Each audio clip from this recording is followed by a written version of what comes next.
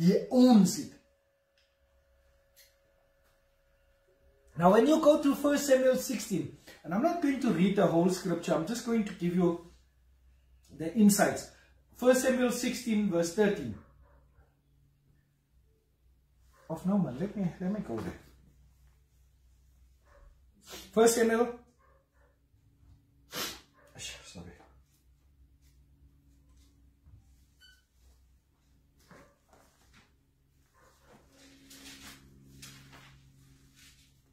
I said 1 Samuel 16, 1:6.